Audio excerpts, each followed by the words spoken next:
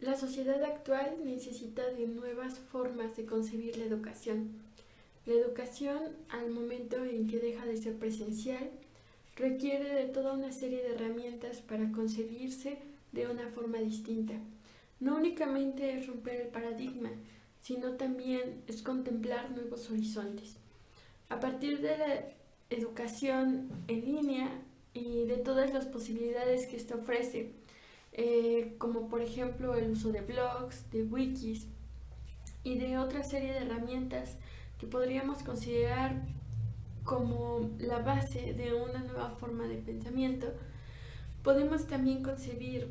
el acto de aprender, quizá más de enseñar, de una forma distinta. El educando tiene que comenzar a convertirse en un gestor de su propio conocimiento. Tiene que comenzar a comprender la forma en que aprende, pero también que emplear todas las herramientas que están a su disposición para generar una nueva forma de no solo adquirir, sino de generar conocimiento en su medio. Por otra parte, el docente no únicamente tiene que atender a una planeación que puede ser brindada de forma inmediata a los sujetos con los cuales interactúa, sino que más bien tiene que comprender que existe una separación física y que a partir de ella tiene que generar herramientas que le vinculen con el estudiante, para que de esa manera el estudiante no se sienta alejado de los entornos virtuales y también para que el docente no se sienta en determinado momento desplazado por estos materiales, ¿no? Los materiales que pueden permanecer ya sea dentro de la plataforma o vinculada a ella y por lo tanto evadir su responsabilidad, sino que el docente tiene que comprometerse de una manera quizá mucho más fuerte al momento en que la retroalimentación es fundamental. Y no únicamente la retroalimentación, sino el generar espacios de comunicación que le permitan conectarse con el alumno, aun cuando no esté físicamente. Después de medio año tuve una experiencia en línea. Tomé un curso sobre historia de la ciencia y era un curso bastante corto, pero era bastante interesante. En este caso, la mayor parte del trabajo la realizábamos entre compañeros. Fue muy interesante, las clases eran grabadas y a partir de los videos nosotros podíamos comenzar a pensar o a redactar determinados trabajos. El proyecto final era un ensayo que contenía más de 2000 palabras y los trabajos, podríamos decir parciales, eran evaluados por nuestros compañeros. No nada más teníamos que evaluar al número asignado hacia nosotros, sino que teníamos que ver los trabajos de otros compañeros y podíamos dar opiniones. Había foros de intercambio de ideas y también eh, para brindarnos información o apoyarnos con nuestros temas. Esto fue una experiencia bastante interesante y me parece que definitivamente a partir de estos medios que aparentemente son muy fríos,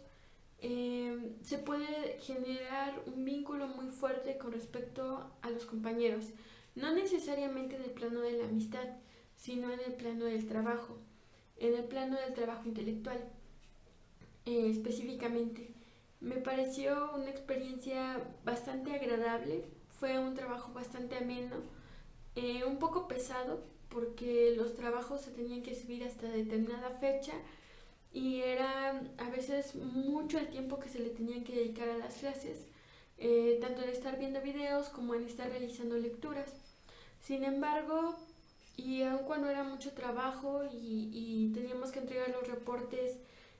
bastante rápido, era una propuesta bastante amena, no se me hacía difícil o no me parecía que hubiese una enorme dificultad. Por ello considero que existen algunas eh, facilidades o algunas virtudes que definitivamente son resultado de este tipo de trabajos, es decir, de los trabajos en línea. Uno de ellos es justamente la situación del sentimiento de logro, ¿no? Al momento en que se entregan los trabajos a tiempo. Por otra parte, es el tener información a la mano, el recibir apoyo de parte de los compañeros, aun cuando no estén ahí. Se genera una idea de que el trabajo no únicamente está reducido a una experiencia en el aula virtual, sino que además de eso se pueden compartir materiales por separado. Cuando estábamos a una semana de terminar el curso, uno de los compañeros, más bien una de las compañeras, decidió generar un grupo en Facebook. Y este grupo hasta la fecha está recibiendo constantemente información que se comparte y que se debate dentro de ese grupo, lo que significa que el aprendizaje no se queda únicamente en el individuo que ha tomado el curso, sino que se generan redes en las cuales es mucho más sencillo intercambiar mensajes, intercambiar información e intercambiar también puntos de vista, sin llegar por supuesto a una confrontación que genere un problema más allá, lo que implica que además de que nosotros aprendemos a expresarnos de forma bastante cuidada para evitar la ambigüedad y por lo tanto algún problema con otros compañeros, a partir del uso de este tipo de medios también aprendemos a mostrar nuestra opinión y a compartir con gente que no siempre tiene tu misma visión de mundo, tus puntos de vista, lo que implica que además de el desarrollo de determinados conocimientos o de determinadas habilidades, también hay un aprendizaje en cuanto a lo valoral, ¿no? Es decir, nosotros aprendemos a valorar el trabajo de los otros, pero también aprendemos sobre el respeto y sobre la forma en que podemos interactuar o relacionarnos con otros a partir de las nuevas tecnologías. Considero que en este sentido los cursos que no necesariamente son totalmente presenciales contribuyen a la formación del individuo en otros niveles, que no se quedan únicamente en el plano de los conceptos, sino que trascienden en su formación y también en su comprensión de culturas que quizá no estén tan lejanas o que no sean tan ajenas, pero que definitivamente tampoco son tan próximas al individuo. Entre algunas de las deficiencias que podríamos encontrar en las modalidades mixtas se encuentran, por ejemplo, el que de repente cuando no empiezas a recibir una serie de mensajes o no recibes retroalimentación o sientes que el docente o tus compañeros no te toman en cuenta, hay una muy baja motivación. Es fundamental la comunicación continua para que tú sientas que perteneces a ese grupo, ¿no? Por otra parte, cuando las fechas son demasiado rígidas, también existe una problemática en el sentido de que muchos de los sujetos que comienzan a tomar este tipo de cursos no están adecuados o no están acostumbrados más bien a realizarlos y por ello tienen cierto grado de dificultad en adaptarse a los tiempos, en adaptarse a este tipo de modalidades en donde el docente no necesariamente está frente a frente y sobre todo cuando son personas un poco más grandes que están más acostumbradas a una relación directa. En el caso de los jóvenes, aun cuando muchas veces se requiere de esta misma relación, que creo que es una construcción también social, ¿no? Nosotros concebimos a la educación como una relación en donde además de esto alguien tiene el poder y el otro sujeto no lo tiene, y alguien tiene el saber y el otro no lo tiene, y entonces si es que no se juntan pues nunca se puede dar este intercambio. También tiene que ver con una cuestión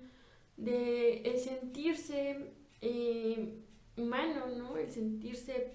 visto, el sentirse presente ante el otro. Por ello considero que es muy importante este aspecto de la retroalimentación, de la comunicación constante y de que el individuo, en la medida en que se va adaptando poco a poco a esta relación no necesariamente presencial, eh, las, la rigurosidad, sobre todo al principio,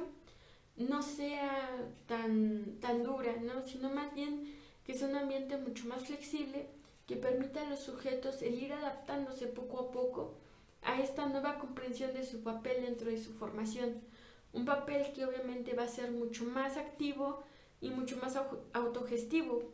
Pero para que pueda ser activo y para que pueda ser autogestivo, se requiere de una comprensión bastante amplia de parte del docente. Para ello considero que es importante tomar en cuenta quién es el que enseña, cuánto tiempo tiene dentro de la enseñanza, qué tipo de experiencia y qué tipo de docente es. Hay muchos docentes que tal vez tengan una amplia experiencia y sin embargo su experiencia no es suficiente al momento de transformarse en el aula virtual. Por otra parte, muchos docentes jóvenes consideran o podrían considerar que lo único importante es ir revisando los avances y quizá atender algunas cuestiones de los errores y realizar algunas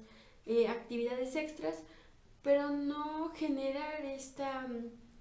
cercanía con el otro. Y en ese aspecto de la cercanía creo que un docente con una mayor experiencia tiene una mayor visión sobre cómo generar estos intercambios, ¿no? Cómo generar estas relaciones entre los distintos participantes de tal forma que ninguno se sienta fuera del círculo y que si alguno se llegase a sentir de esa forma pueda ser atraído, ¿no? Incluido a partir de la colaboración de sus compañeros. Algo quizá mucho énfasis en estas cuestiones de las relaciones y de la comunicación e incluso de los aspectos afectivos, porque a partir de ellos es como nosotros comenzamos a sentir o a pensar que estamos dentro de algo y al estar dentro de algo nosotros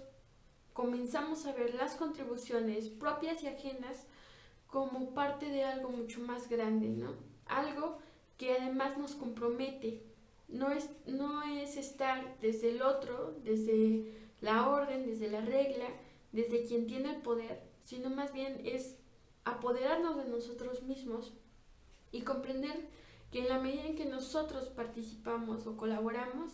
los otros también se sienten parte de, ¿no? Y creo que ese sentimiento de parte de es lo que va a contribuir a la conformación de equipos y a un trabajo que no va a ser visto como algo aislado y como algo que se termina con el curso, sino más bien como algo que puede proseguir y que puede generar cosas nuevas más allá del curso.